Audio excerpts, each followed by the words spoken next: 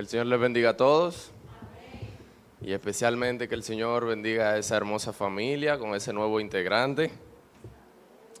Si en algún momento padre, madre se preguntan, ¿cómo yo puedo mantener a mi hijo alejado de los problemas?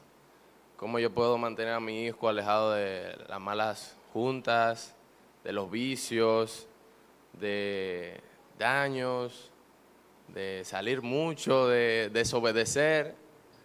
Mi consejo para ustedes es que venga Cristo. Ustedes primero y luego Él. Porque de esa manera su ejemplo a seguir no solo serán ustedes, sino el mismo Señor. ¿Y qué mejor ejemplo que Cristo? El único hombre que fue perfecto sobre la tierra. ¿Qué mejor ejemplo? Porque muchas veces los padres cometen errores porque son humanos y van a decir una mentira. A mí no me gustaría que mi hijo copie mis mentiras. O si en algún momento alzo la voz y digo cosas que tal vez no siento. Yo no quiero que mi hijo haga eso. Y por eso entonces le enseño a alguien todavía mejor, más loable que yo, que es Cristo. Ese sí nunca falló.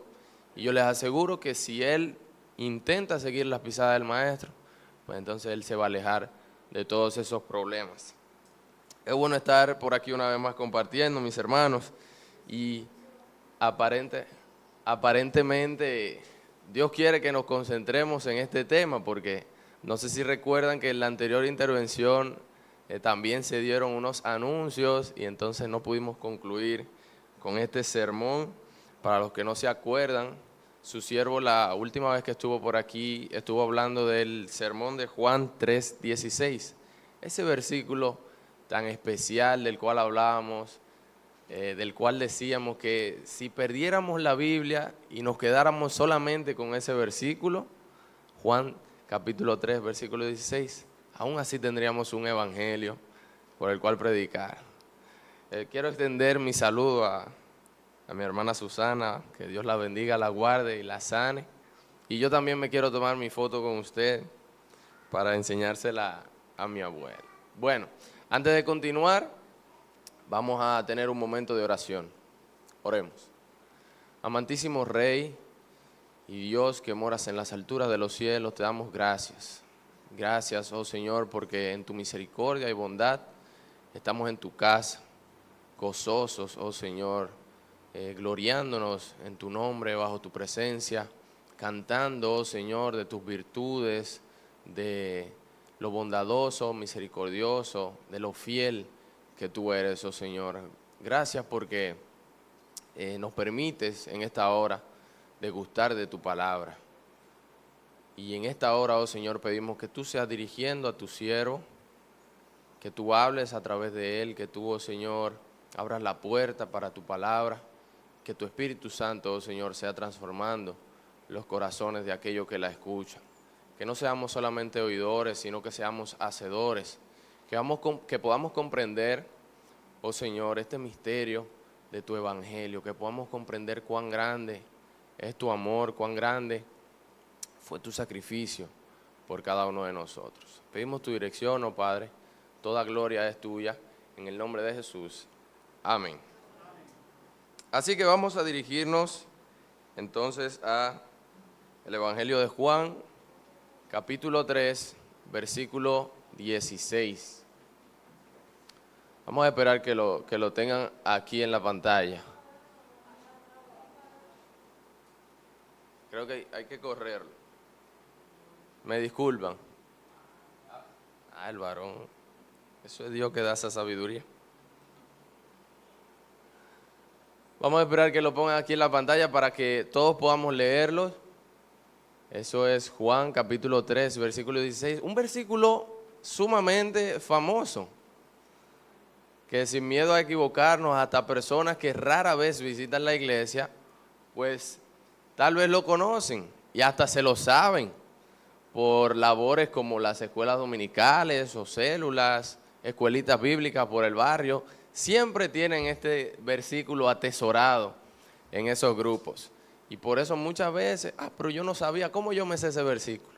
Es que desde chiquito nos lo enseñan. Juan capítulo 3, Versículo 16, la palabra de Dios dice, porque de tal manera amó Dios al mundo, que ha dado a su Hijo unigénito, para que todo aquel que en Él cree no se pierda, mas tenga vida eterna. Y a ese versículo nos referimos cuando decimos que podemos perder la Biblia, Dios libre. Y si nos quedamos con este verso, pues entonces tenemos un evangelio que predicar. En aquella ocasión hablábamos de cómo este verso destruye muchos de los ismos que existen en el mundo. El ateísmo, el negacionismo, batalla contra todos los ismos. Este simple texto. A este texto no habla de un Dios, no habla de que Él no es materialista o que Él es impersonal. No, no. Dios se preocupa por su creación y Él está ahí presente. Él tiene un propósito para su creación. Y en aquella ocasión hablábamos de cómo el amor de Dios es global. El amor de Dios no es solo para un grupo.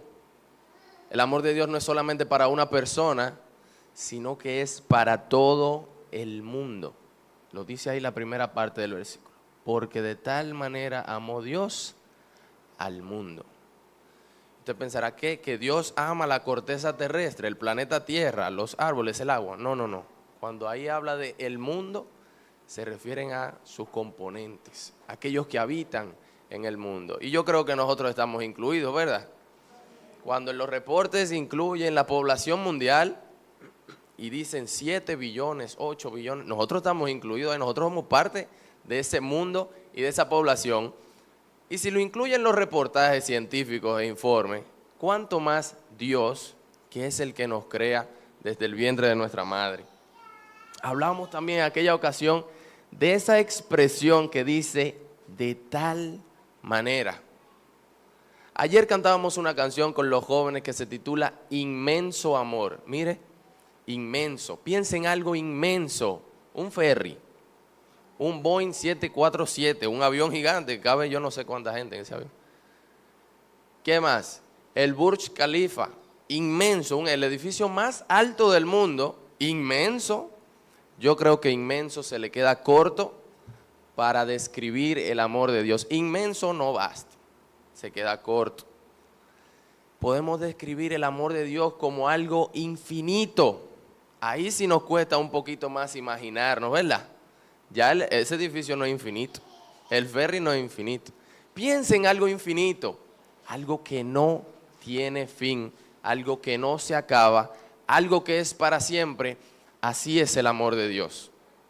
Y no lo digo yo, lo dice su palabra. Porque Dios no siente amor. Dice su palabra que Dios es amor. Y Dios es para siempre. Dios es infinito. Por ende, su amor es infinito. Y mire, fíjese, ¿quién es el objeto de ese amor? Él no dice que Dios ama a sus ángeles o su creación, los animales, las plantas. Ahí dice que Dios ama al mundo, a usted, a mí, a todos nosotros. Dios nos ama con ese amor infinito de tal manera que no podemos comprender y no podemos imaginarnos. ¿Y qué es lo que tanto habla este muchacho de amor? O sea, yo sé que Dios nos ama, pero si Dios me ama, ¿por qué? Yo me pregunto, ¿por qué están pasando todas estas cosas? Si Dios me ama, ¿por qué Dios no me lleva para el cielo y me dice que yo me voy para el infierno? Dios no me ama tanto.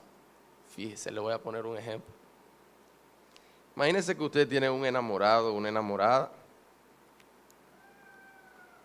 y a esta persona está loco por usted. Sin embargo, el sentimiento no es mutuo. Usted no siente lo mismo para atrás y usted lo rechaza.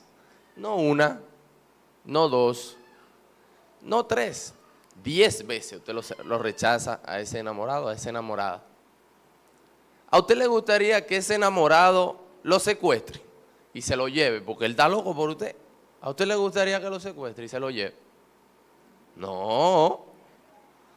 Yo estoy diciendo que no, pues yo no quiero. ¿Cómo tú me vas a hacer? Yo no quiero. En contra de mi voluntad, yo no quiero nada.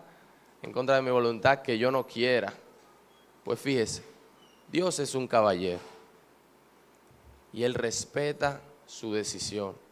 Y en el ejemplo dijimos 10 veces. Yo estoy seguro que usted seguramente le ha rechazado más de 10 veces a Dios. De la única manera que usted me diga, yo no lo he rechazado. Te voy a hacer una pregunta. ¿Tú eres cristiano? Si tu respuesta es no, pues permíteme decirte que hasta el día de hoy le estás rechazando. Todavía. Porque ese es el propósito, eso es lo que Él quiere. Que tú vengas a sus pies y Él no te va a secuestrar. Él no te va a obligar. Él quiere que tú vengas donde Él. Si a ti te apetece morar con Dios, si a ti te apetece venir, Él tiene los brazos abiertos. Como un pastor, como un padre, Él espera tu regreso. Pero si eres tú que dices no, pues Él respeta tu decisión. Y el único lugar, aparte del cielo, donde vamos a morar, el que queda, la otra opción es el infierno. Y Él no te va a obligar a venir con Él. La decisión descansa sobre tus manos, pero Dios nunca te va a obligar. Cuando hablábamos de tal amor, nos enfocábamos en el sacrificio perfecto que hizo nuestro Señor Jesucristo. Si alguna vez usted tiene duda sobre un acto de amor, este es el mejor ejemplo. Bueno, mi mamá me ama porque ella me cargó en su vientre 9 meses. Yo recuerdo que yo le daba patadas. Ella me contó que yo le daba muchas patadas, pero aún así ella me amaba. Ella me alimentaba, me cuidaba. Yo recuerdo que muchas veces yo le hacía mucha rabieta a mi mamá, pero aún así ella me amaba y me cuidaba. Eso es un buen ejemplo de amor. ¿Qué tal si ponemos otra situación? Ese mundo que Dios dice que ama, que Dios ama aún más que la madre, hace dichas rabietas. Porque es fácil para una madre amar a su hijo. Es fácil para un padre amar a su hijo. Vamos más lejos. Es fácil para un esposo amar a su esposa.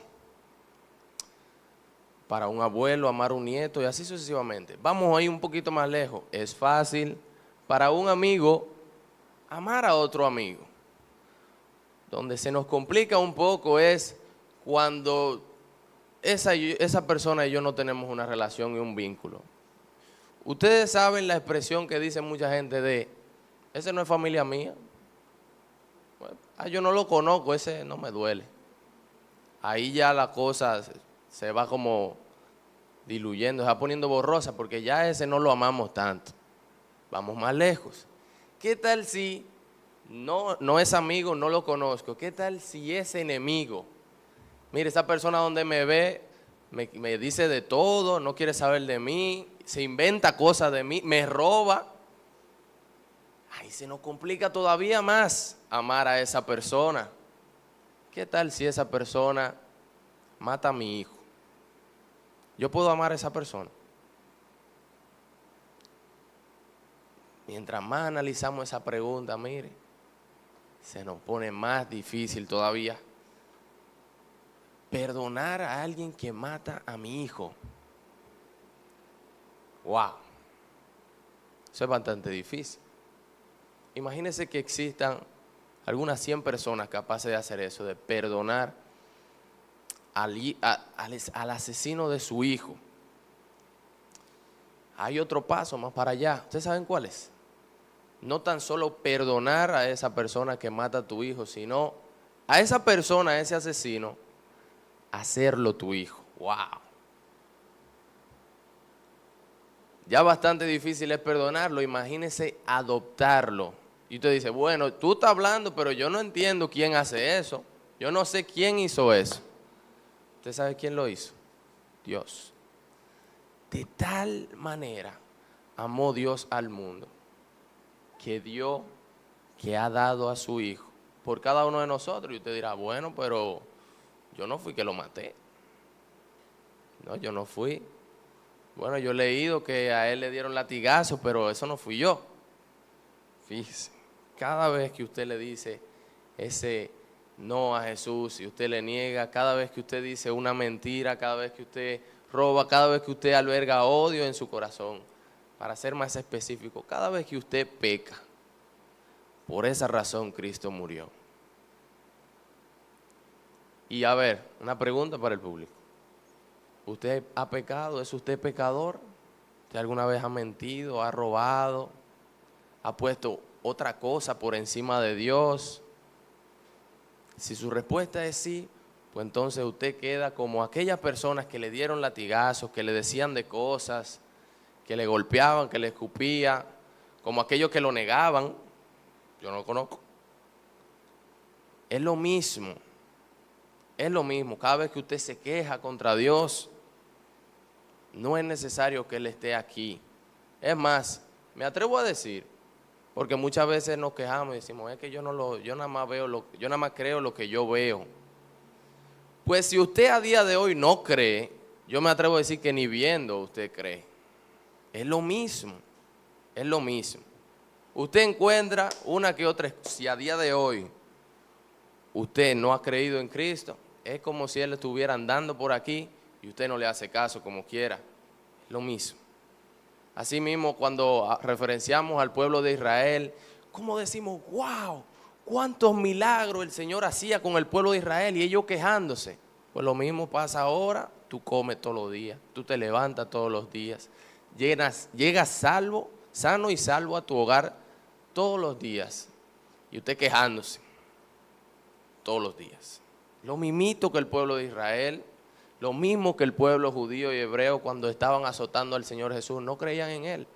Tanto que me atrevo a decir que si el Señor estuviera morando aquí, usted dice, ese no es Jesús, nada, yo no voy a creer eso. Usted encuentra la excusa para no creer en Él. Entonces se hace evidente que la ignorancia del ser humano, ese aspecto de voluntad de seguir a Dios, está ahí, pero está limitado.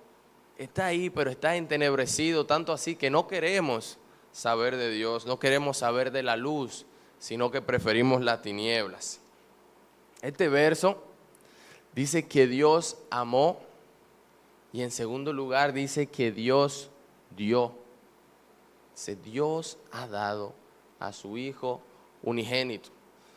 Cuando pensamos en ese nacimiento, seguimos entendiendo lo infinito de ese amor. Imagínese que el Creador está fuera de la creación, se hace parte de la creación y se pone tan diminuto como una célula y empieza a crecer en el vientre de María. ¡Qué inmenso! Estamos hablando de un ser tan grande e infinito como el universo, se reduce al tamaño de una célula para nacer en el vientre, para hacerse hombre y ser humano. ¡Wow! Eso es lo mismo que si yo soy un tiranosaurio rex, decido convertirme en una lombriz. ¿Tiene sentido eso? Eso es Dios en toda su gloria, en todo su esplendor, con toda su riqueza, con todos los ángeles adorando, alabando, con todo poder, toda gloria. Decide hacerse hombre, a pasar trabajo y a pasar lucha, a caminar. Dios tiene necesidad de caminar, eso es una. Dios tiene necesidad de comer, de beber, de ir al baño. Él tiene, ¿para qué? En toda su gloria y en todo su... Ahí vamos entendiendo de qué tantas cosas se desprende Dios por amor. Tenemos que imaginarnos todas esas cosas de las cuales... Y si el proyecto del Señor Jesucristo se lo damos a unos expertos en marketing y en mercadotecnia, mercadología, decimos, el Señor Jesucristo va a nacer, Dios nos va a dar a su Hijo para salvarnos del pecado. Pues mire lo que vamos a hacer, la torre más grande, vamos a hacer que nazca ahí, le vamos a poner unos cojincitos fino, púrpura, aire acondicionado. Le vamos a anunciar a los reyes más grandes de todo el mundo para que lo conozcan, para que todo el mundo sepa que el Señor Jesucristo va a nacer ahí. Vamos a toda la comunidad del mundo. Sin embargo, no fue así. ¿Usted alguna vez ha leído el nacimiento? Es más, si alguna vez usted lo ha visto en algún arbolito, como suele haber, usted se da cuenta que no fue en una mansión, ni habían cojincitos, ni le anunciaron a los reyes para que le dieran una bienvenida. En un pesebre, animales hediondo, heces, los que fueron unos pastores, hasta evitaron a los reyes porque los reyes querían matarlo. Entonces de todo eso se desprende Dios para venir a nacer aquí. Y cuán glorioso es ese nacimiento cuando pensamos en él. Un nacimiento normal de por sí es algo milagroso. Imagínense el nacimiento del Señor Jesucristo. Cuando dice unigénito, esta palabra significa único. Bueno, cuando nos referimos al nacimiento del Señor Jesucristo, es como único y único, dos veces. Fíjese que este es el único Hijo de Dios, no hay otro. Dios, hombre. Fíjese que el Señor Jesucristo es la única persona alguna vez que nació que es mayor que su madre y que tiene la misma edad de su padre. Ese es el Señor Jesucristo. Súper único ese nacimiento, cómo el Señor se desprende de toda su gloria para hacer ese milagro, para emprender ese viaje de salvación por la raza humana y por el mundo. Seguimos tratando de comprender cuánto sacrificó el Señor Jesús. No hemos llegado a su muerte y desde su nacimiento ya Él está sacrificando cosas que no era necesario. No era necesario porque en el principio no fue Dios que hizo que Adán pecara, ni Eva. Ellos tomaron su decisión y fueron separados de Dios. El Señor tenía alguna obligación moral o de algún tipo de reparar esa relación. Dios fácilmente podría haber dicho, miren, ustedes pecaron, yo les dije que no hagan eso y ustedes lo hicieron, adiós, y ya, no quiero saber de ustedes. El Señor, aún nosotros habiendo roto la relación con Él, Él es el que extiende la mano, Él es el que abre los brazos y quiere que tú regreses. Y el Señor Jesucristo es ese puente y esa puerta que hace esa reparación de esa relación. El Señor es propicio para que nosotros tengamos entrada y comunión con el Padre, pero es solamente a través de Cristo. Fíjense todo lo que tuvo que pasar el Hijo de Dios, nuestro Señor Jesucristo, para darnos salvación y vida eterna. Yo me imagino que cuando el Señor ve que la humanidad está cubierta de pecado, que es engañada por la serpiente, y el otro no fue engañado, sino que él decidió comer. Dios es un Dios tan santo y tan puro que Él no puede estar cerca del pecado. Yo me imagino que Dios, ese amor lo sentía desde el principio con Adán y con Eva, infinito de la misma manera. Así como nos ama a todos y cada uno de manera individual, de manera infinita, así Él amaba a Adán y a Eva de manera infinita. Y cuando pecaron, me imagino que Dios se sintió muy triste y destrozado, porque por más que Él nos ama, Él no puede estar cerca del pecado. Dios aborrece el pecado, te ama, pero aborrece tu pecado y eso impide que estemos juntos. Eso nos separa indefinidamente del Señor, definitivamente. Y el Señor en su misericordia dice, ¿qué haré para salvar a mi creación, aquella que yo amo? Y me imagino que el Señor ve a la derecha y ve millares de ángeles, querubines, serafines. Dice, no, ellos no lo harían. Mira a la izquierda y ve otros cientos de millares de ángeles. Dice, no, ellos no son suficientemente buenos.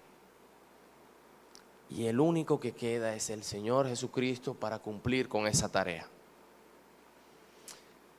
Y me imagino que el Señor Jesucristo, cuando se dispone a cumplir la voluntad del Padre, en su gran amor por nosotros, nosotros éramos su objetivo. Dice, tengo que salvar a mis hijos. Y se dispone a venir a morir. Él sabía lo que venía. Yo me imagino a los ángeles diciendo, Jesús, te van a aborrecer, te van a decir de cosas. Y seguía. Jesús, te van a dar latigazos, te van a golpear, te van a escupir. Y el Señor aún así decidió venir. Me imagino que le dijeron, Señor Jesús, tú vas a morir. ¿Y eso lo detuvo? Gracias a Dios, no. Sino que el Señor, su meta era morir por nosotros. Y su motor era su amor por cada uno de nosotros. Si Cristo no hubiese muerto y resucitado al tercer día, yo no estuviera aquí. No existieran las iglesias. Por eso el afán de predicarte a ti, amigo que me escuchas. Por eso tantas iglesias. Por eso tanto Cristo te ama, Dios te bendiga, quiere salvarte. Cristo te espera. Por eso el afán. Porque el Señor no hizo esto en vano, sino que, dice su palabra, que Él espera que tú vengas al arrepentimiento. Él no quiere que nadie se pierda. Él es como ese enamorado que quiere que tú le aceptes y tú sigues diciéndole que no te interesa. Y el Señor todo el tiempo con los brazos abiertos, con los brazos abiertos. Y si alguna vez usted se pregunta, ¿y cómo yo sé que eso es para mí? ¿Cómo yo sé? Sigue diciendo el verso. Para que todo aquel que en Él cree. Ese todo aquel, ¿qué significa? Los dominicanos, los de tez más clara o más morenita. No. Todo aquel significa lo que mide más de 5'10". Eso es lo que significa todo aquel. ¿Verdad que no? Los americanos. No. Cuando el Señor dice todo aquel, se refiere a todos y cada uno de los individuos que están aquí presentes. Todo. Mire que si nosotros quitamos el todo y decimos para que aquel que en Él cree, eso se puede, aquel que crea, alguien se salva. No, el Señor quería enfatizar que todos están incluidos en esa promesa. Todo aquel que en Él crea. Y entonces está como subjuntivo. Porque tú tienes elección. Y tú puedes decidir hoy seguir a Cristo. Todo aquel que decide creerle, aplica. Todo aquel que tiene, como dicen, que come con sal, que tiene un ombligo, aplica para eso. Todo individuo. Cuando el Señor dice todo, se refiere a en todo tiempo, en todo lugar, ya sea en una selva remota en África o en el Polo Norte, frío. Todo el mundo está dentro de esa promesa, dice, si tú crees, tú que escuchas, nadie está exento. Y si el Señor ya pasó por todo eso, mire, el Señor se hizo hombre, hizo milagros, murió en la cruz del Calvario, resucitó al tercer día. Y hoy en día pone a este muchacho a predicarte la palabra, es para que tú te arrepientas y vengas a sus pies. Para que no te pierdas, sigue diciendo, todo aquel que en Él cree. Es como el mismo verso que está en Timoteo. Toda la escritura, toda la palabra es inspirada por Dios. No es un pedacito, es hasta los puntos y la coma, es todo el mundo que está incluida ahí. Y Él no quiere que tú te pierdas, Él quiere que todos procedan al arrepentimiento. Para que nadie se pierda, pero tuya es la decisión. Si el Señor hace un 99% del trabajo, extendiendo la mano, llamándote, abriendo los brazos, aún sea con una persona que te dice, Dios te bendiga, cree en Cristo, arrepiéntete, Cristo te ama. Eso es el Señor diciendo, tú estás incluido en todos aquellos que yo quiero que crean para que no se pierdan. Usted solamente tiene ese 1% que hacer, que es decidir por Cristo. Porque de nuevo, Él no le va a obligar a que usted le acepte, sino que eso tiene que nacer de su corazón. Que si confesares con tu boca que Jesús es el Señor y creyeres en tu corazón que Dios le levantó de los muertos, serás salvo. Eso dice su palabra y eso lo puede hacer todo el mundo si así quiere. Eso es lo único que el Señor pide de nosotros.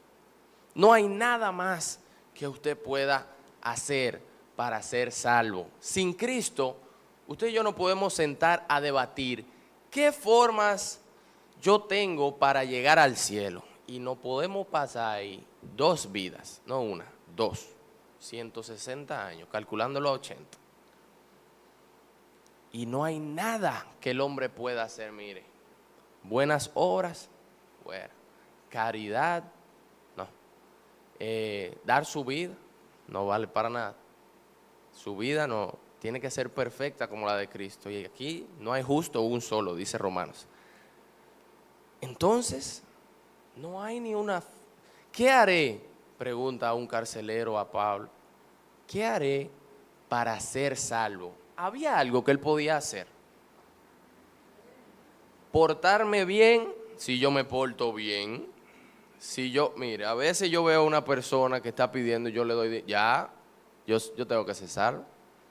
O mire, a veces yo cocino de más y le doy yo puedo ser salvo. Pues fíjese que no, que eso no es suficiente. Esa persona, para ser salvo, nada podía hacer. Pero hay una buena noticia. Cristo ya hizo posible tu salvación. ¿Sabes qué? Como dice la sierva, ¿qué es lo único que tú puedes hacer para ser salvo? Aceptar a Cristo, creer a Cristo y arrepentirte de tus pecados. No hay, y si no, pues no, podemos sentarnos entonces. Ahora sí, esta conversación sí va a tener fruto. Porque si nos sentamos en una sola vida esta vez a contar los beneficios de servir a Cristo, ahí sí sacamos muchas cosas. Tanto así que no hay un contra, un solo no hay una sola contraparte de servir a Dios. Y de nuevo, podemos debatirlo y podemos sentarnos. Tantas cosas bellas que el Señor promete, aún más la esperanza de una vida eterna junto a Él. No es que la vida del creyente es perfecta, sino que a pesar de que hay vicisitudes y hay pruebas, hay una esperanza viva que si su fe está bien puesta, usted se vuelve inamovible con Cristo. Porque en esta vida usted puede volverse loco y desesperarse por lo que sea, pero si usted tiene su fe en Cristo, su fe en Dios, creo que hay poca cosa a la cual tenerle miedo. Luego de que usted cree en un Dios que está en todo lugar, que todo lo sabe, es el más sabio de todos y es el más fuerte. No hay que temerle a nada. Usted puede temblar, uy, yo estoy nervioso. Y desde que usted dice, pero Dios está conmigo, ya el temor se va. Porque usted tiene esa esperanza de, mira, aunque a mí me maten en esta, yo sé que hay otra. Y ese es mejor. Esa es la fe del cristiano, esa es la esperanza del creyente, en que aquí podemos esperar de todo un poco, pero allá estamos asegurados. Sigue diciendo el texto, no se pierda, mas tenga vida eterna. En este texto hemos pasado de la miseria y la agonía que significa estar en el mundo, a la gloria del Hijo de Dios. Y otra vez volvemos a, ¿qué se refiere la palabra cuando dice no se pierda? Muchas veces enfocamos este término a que se vaya al infierno. Sin embargo, cuando alguien está perdido, en el transcurso de su perdición, ya esa persona está desesperada. Ya esa persona no sabe hacia dónde se está dirigiendo. Antes de morir y antes de ir al infierno, podemos ver sin número de testimonios de gente famosa, de gente rica, de gente con muchas posesiones que dicen, mi vida no tiene sentido, yo me siento vacío. Desde ya, andando en pecado, uno está perdido y no tiene rumbo, no sabe hacia dónde se dirige y hace esto y hago aquello y no me siento lleno. Antes de irse al infierno, quien no tiene a Cristo se siente y está perdido. Claro que esa acumulación termina en el infierno. Ay, ay, ay, ay, ay.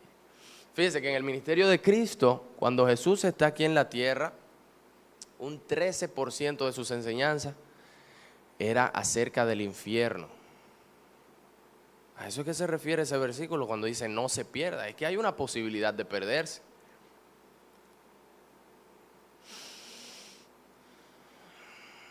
Toma un poco de aire, en el infierno no hay aire. Un poco de sed, en el infierno no hay agua. Está muy oscuro, en el infierno no hay luz. El infierno es descrito como el basurero de las almas. Y fíjense, nosotros a veces no entendemos que nosotros antes en un punto de la historia no existíamos, pero en el momento que existimos, ya no dejamos de existir. ¿Cómo vas? ¿Cómo? Espérate, descríbame eso, siervo. Sí.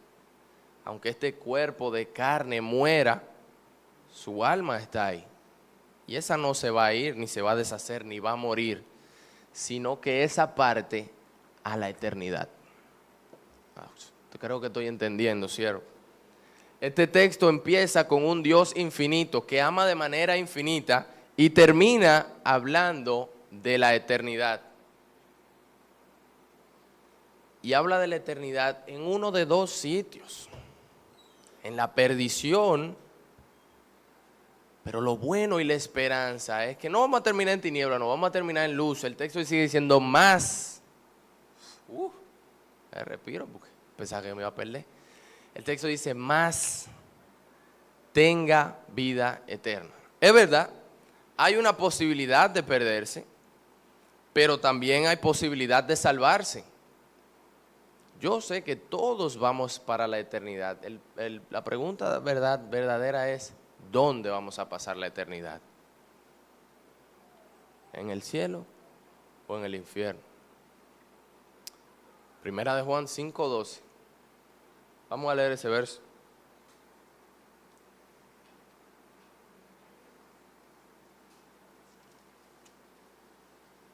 Vamos a ponerlo ahí en pantalla a ver qué nos dice la palabra de Dios. Primera de Juan 5:12.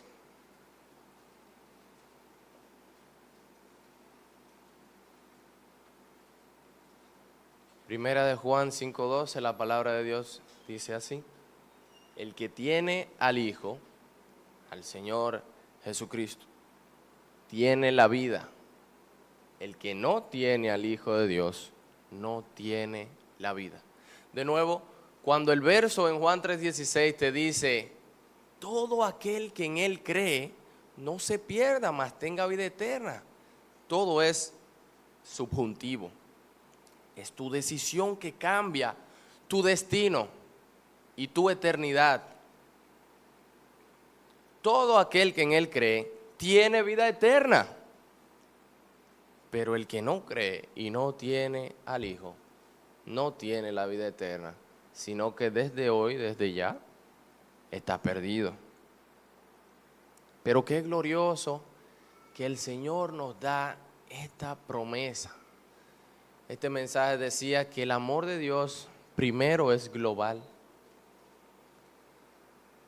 Segundo, el amor de Dios es eterno. El amor de Dios es sacrificial y el amor de Dios es personal. Está hecho para ti. Esta promesa que el Señor describe es para todos y cada uno de nosotros, que el Señor te dice, si tú crees, tú puedes tener la vida eterna. Yo no te voy a obligar, pero yo quiero que tú mores conmigo. Solamente toma tu cruz y sígueme. Y así no te vas a perder. es en Pedro, la carta de Pedro, que el Señor dice, muchos creen que el Señor se está tardando mucho. Pero hay incluso memes que dice, Cristo, ven ya. ¿Y será que el Señor viene a pie? Dicen así. Sin embargo, su palabra, que muchas veces no la leemos, su palabra dice, el Señor no retarda su venida. No es que Él está tarde. Dice la carta de Pedro, el Señor no está tarde, sino que Él es paciente. Él está esperando, paciente, para que nadie se pierda, sino que todos procedan al arrepentimiento. Eso es lo que el Señor quiere. Si el Señor viene ahora, muchas personas que Él ama y que no quiere que se pierdan, se van a perder. Sino que el Señor es paciente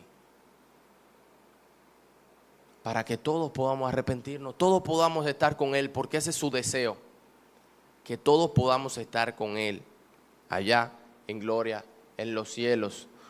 Y usted, así como yo decía antes, en el infierno no hay luz, no hay agua, no hay aire, yo también quiero que usted se imagine el cielo, las puertas, las perlas, las calles, el mar de cristal, los ángeles cantando, adorando, un Dios lleno de gloria.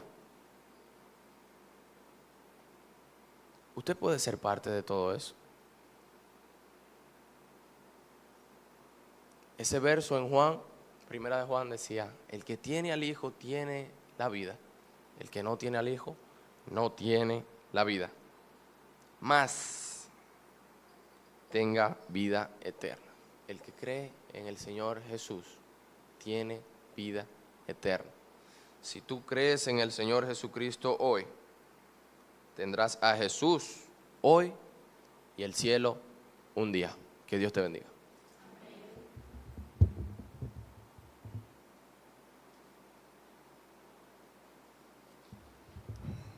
Querido amigo, yo no sé si alguna vez tú has escuchado este mensaje que Dios ha traído a tu vida en esta mañana, pero si nunca has escuchado el Evangelio, lo que acabaste de escuchar es el Evangelio.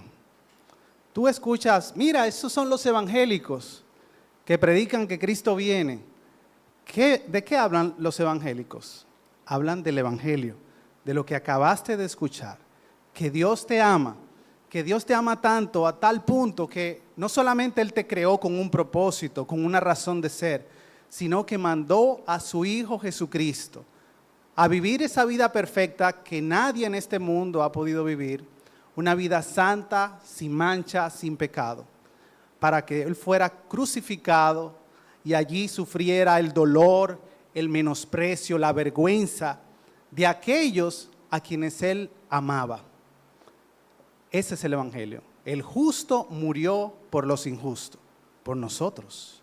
¿Para qué? Para reconciliarnos con Dios. Para que si tú crees en Él en esta mañana, si pones tu confianza en lo que Jesús hizo en la cruz, tú puedas ser perdonado. El Señor no te pide que haga buenas obras para salvarte. El Señor te pide que creas en Él. Las buenas obras vendrán como consecuencia de haber creído en Jesucristo. El hecho de tú vivir para la gloria de Dios, buscando agradar a Dios, es el resultado.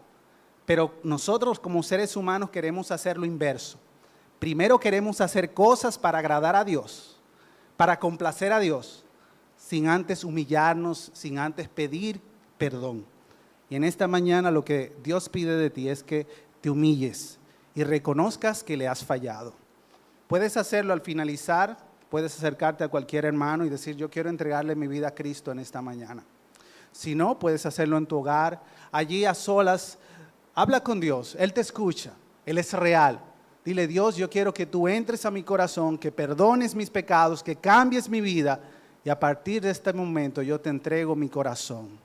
Y tú verás lo que va a pasar en tu vida. Vas a ser una persona diferente. Ya tus pensamientos, tus afectos serán otros. Eso es lo que ha ocurrido con todo lo que hemos creído en el Señor Jesús y hemos adorado a nuestro Dios. Vamos a finalizar con palabras de oración, recordando que a las 11:30 volvemos aquí, luego del receso. Oremos. Buen Dios y Padre Celestial, te alabamos, te bendecimos, te damos gracias por este tiempo tan glorioso, donde hemos podido recibir tu palabra.